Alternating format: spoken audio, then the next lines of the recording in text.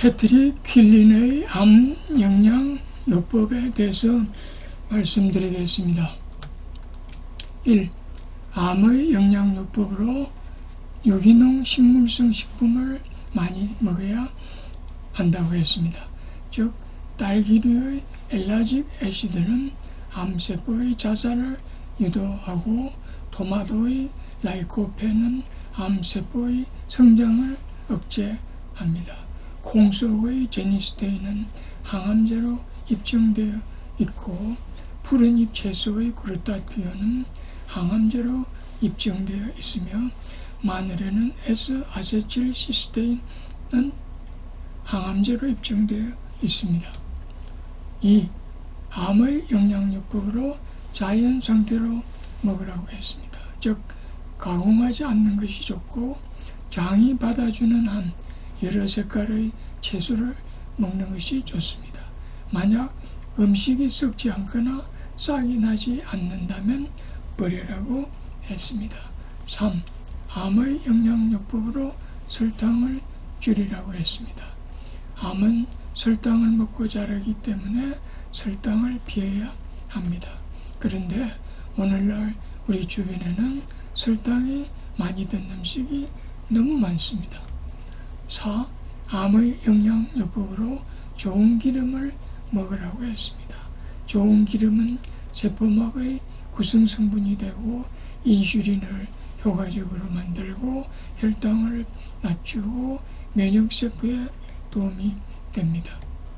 좋은 기름이란 생선기름, 행초기름, 아마기름, 상어간기름, 대구간기름 등을 말하고 생선기름 캡슐을 하루에 몇 개씩 먹는 것부터 시작하면 좋다고 했습니다. 5. 암의 영양요법으로 단백질 공급에 신경 쓰라고 했습니다. 만약 환자가 잘 먹지 못하여 혈중 알부민이 떨어져 있으면 즉 2.5mg/dl 미만이면 정맥 영양 공급 TPN을 해야 한다고 했습니다.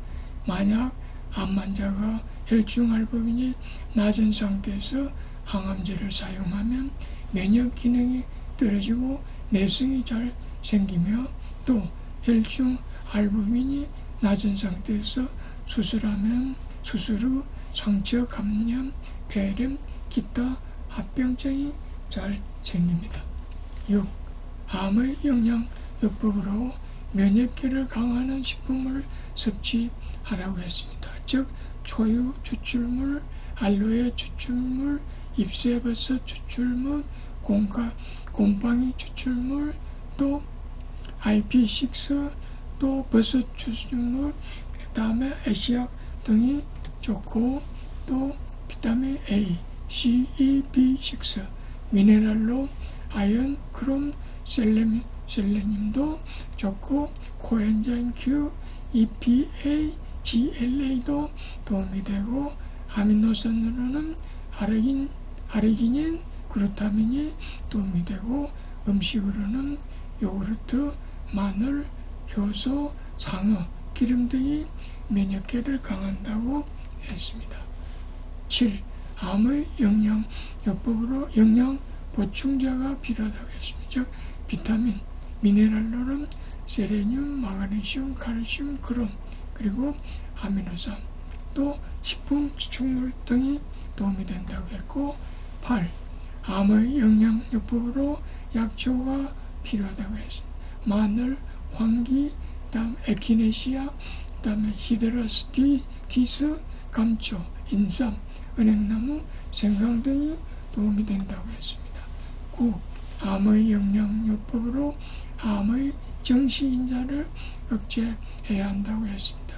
그래서 세레늄, 비타민 K, 비타민 E, 또 EPA 등은 암의 성장을 지연시킵니다.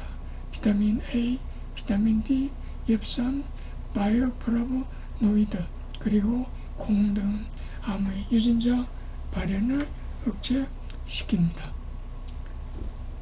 현대의학에서는 이러한 영양요법을 어떻게 생각할까요? 1. 영양요법은 화학요법이나 방사선요법의 효과를 감소시킬 것이라고 오해하고 있습니다. 2. 암은 세포 독성 치료법으로 치료해야만 하며 영양으로 치료해서는 안 된다고 오해하고 있습니다. 그냥 오해하는 정도가 아니라 코웃음을 칩니다. 과연 영양요법이 항암요법이나 방사선요법의 효과를 감쇄시킬까요? 그렇지는 않습니다. 오히려 암 사멸을 현재 개선시키는 반면 숙주 조직을 손상으로부터 보호하는 것으로 입증되어 있습니다. 과연 암은 항암제와 같은 세포 독성 치료법으로 치료해야만 하는가? 지난 50년 동안 들판에 있는 벌레를 죽이기 위하여 더 많은 더 독한 살충제를 뿌려댔지만 해충은 내성이 생기면서 더 강해졌습니다. 반세기 동안 항생제를 남용하였지만 세균은 내성이 생기면서 더 강해졌고 그래서 감염은 미국의 사망 원인의 3위를 차지하고 있습니다. 암 치료에서도 마찬가지입니다. 암세포는 내성이 생기면서 더 강력해졌습니다. 그래서 최근에 암세포는 꼭 죽여야만 하는 것이 아니라는 개념이 대두되었습니다. 다시 말하면 암세포를 죽이기보다는 할 수만 있다면 정상세포로 복귀시키는 방법이 좋다는 생각입니다. 암을 이렇게 영양요법으로 치료했을 때 실제로 어떤 효과를 기대할 수 있을까요? 1. 암세포의 자살을 유도할 수 있습니다. 2. 암세포를 정상세포로 복귀시킬 수 있습니다. 3. 암세포를 인식하고 파괴할 수 있도록 면역 기능을 개선시킬 수 있습니다. 4. 종양 주위에 벽을 쌓거나 캡슐 안에 종양을 가두는 것을 도울 수 있습니다. 5. 영양실조를 예방할 수 있습니다. 6. 암을 선택적으로 굶길 수 있습니다. 7. 화학요법과 방사선요법의 독작용을 감소시킬 수 있습니다. 즉 구역, 근대, 면역저하, 탈모 등과 같은 독작용을 감소시킬 수 있고 베타카로틴, 비타민C, 비타민 E, 세레늄과 같은 항산화제는 화학요법, 방사선요법의 효과를 증강시키고 정상세포의 피해를 줄이고 화학요법 및 방사선 치료의 항암 효과를 증강시킬 수 있습니다. 8. 암세포로 발전하기 이전의 단계, 즉 암 전 단계에서는 영양소만으로 치료할 수 있습니다. 영양소가 암 전 단계 세포를 정상세포로 환원시킨다는 많은 연구가 있습니다.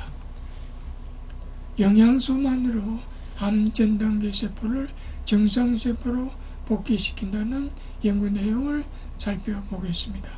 엽산과 비타민 B12는 기관지 점막 및 자궁경부 점막의 암 전 단계를 정상을 시킵니다.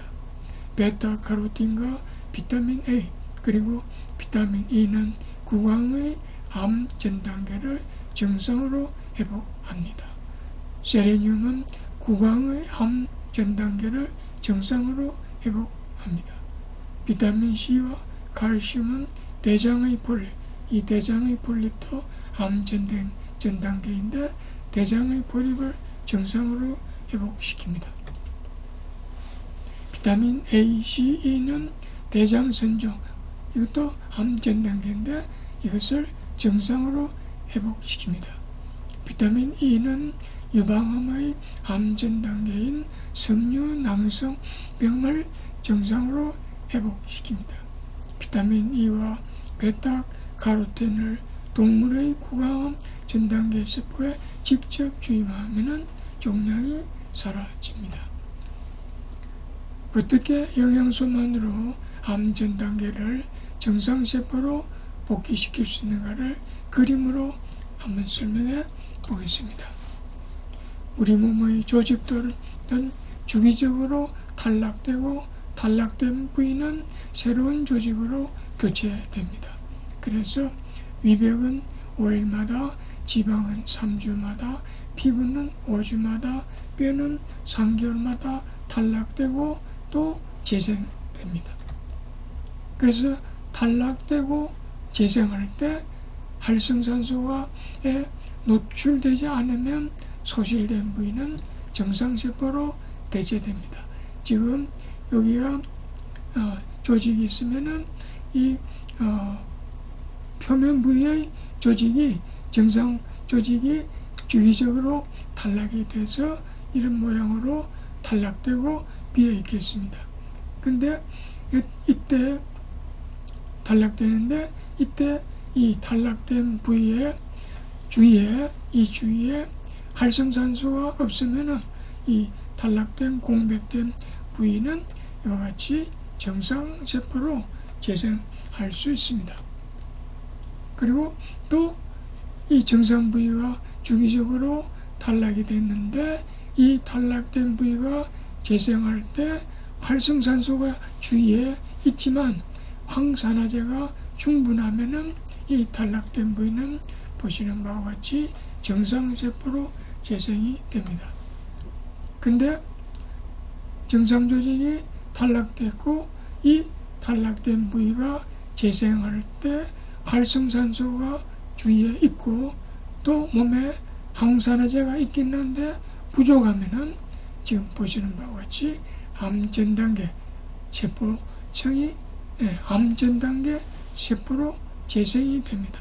대부분은 정상세포인데 일부분이 암전단계 세포로 재생이 된다는 뜻입니다. 그런데 이 암전단계 세포가 생겼더라도 또 주위에 항산화제가 충분하면은 이 항산화제가 이것을 제거해서 암전단계 세포는 제거되고 정상세포로 대체될 수 있습니다. 그 다음에 이 암전단계 세포가 생겼지만 주위에 항산화제가 충분하지 않지만 그래도 많이 부족하지만 않으면 부족하기는 부족한데 많이 부족하지 않으면은 이 암전단계 세포는 제거되지는 않으나 더 이상 커지지는 않습니다.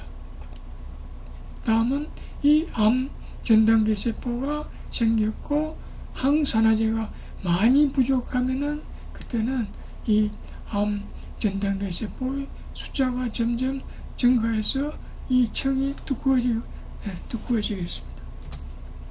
그 다음은 이 두꺼워진 것이 항산화제가 더욱더 부족해지면은 이번에는 이 표피층을 전부 다 암전단계 세포가 차지하게 되는데 이것을 연기암이라고 합니다. 즉 표피세포에 한해서 암세포가 있는 것을 연기암이라고 합니다. 이 연기암이 심한 스트레스나 노화를 만나면 평균 10년이 지나면은 이렇게 이게 연기암인데 10년이 지나면은 밖으로 또 조직 내부로 침투하는데 이것이 이렇게 되면은 침투암으로 되는 것입니다. 암의 전단계가 아닌 진짜 암에 대한 영향요법으로 암이 치료된다는 연구들이 많습니다. 핀란드 연구에 의하면 소세포성 폐암을 대상으로 하였습니다. 이 암은 통상적인 치료로 생존율은 1% 정도입니다. 그런데 통상의 치료와 함께 영양요법을 한 경우 44%가 6년 후에도 살았습니다.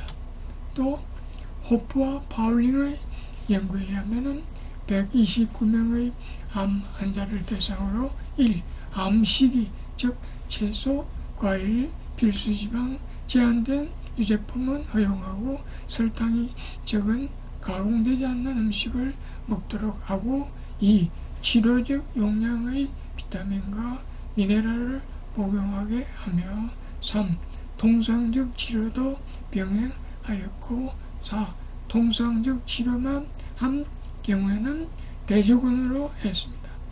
네. 그러니까 대조군 통상적 치료군과 통상적 치료 더하기 이와 같은 영양요법을 병행한 경우를 비교했다는 뜻입니다.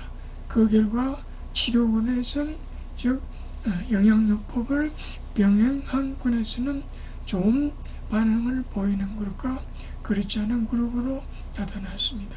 좋은 반응을 보이는 그룹은 평균 수명 6년으로 수명이 대조군보다 1200% 증가하였고 특히 여성에서 좋은 반응을 보이는 그룹은 평균 수명 10년 이상으로 수명이 대조군보다 2100% 증가하였습니다.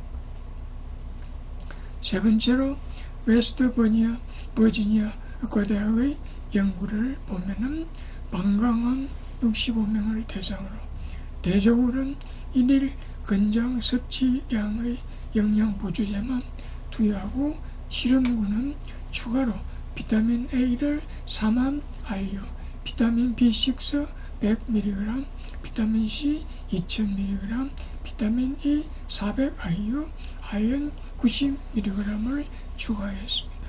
10개월이 지난 후 대조군에서의 재발률은 80%였으나 실험군은 41%였습니다. 4.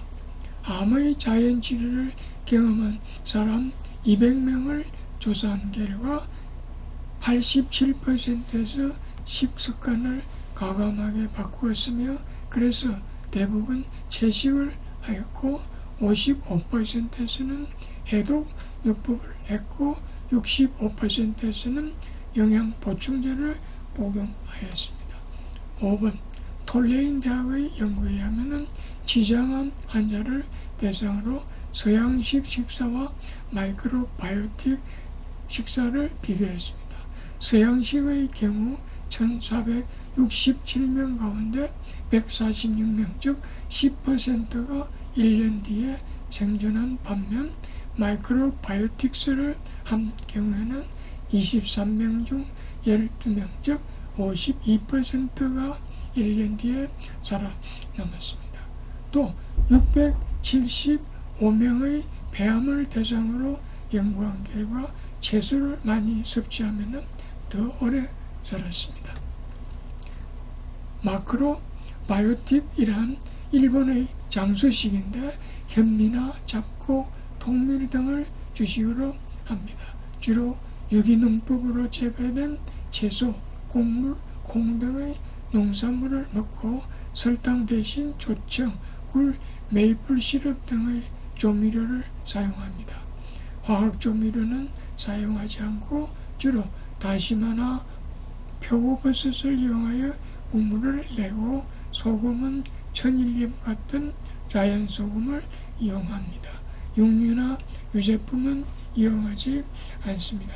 다만 계란은 회복기 환자에게 사용할 수 있습니다.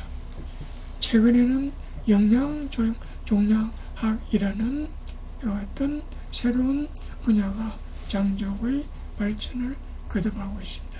즉 종양학의 암에 중요하다는 것을 의미하는 것입니다. 다음에 또 계속하겠습니다.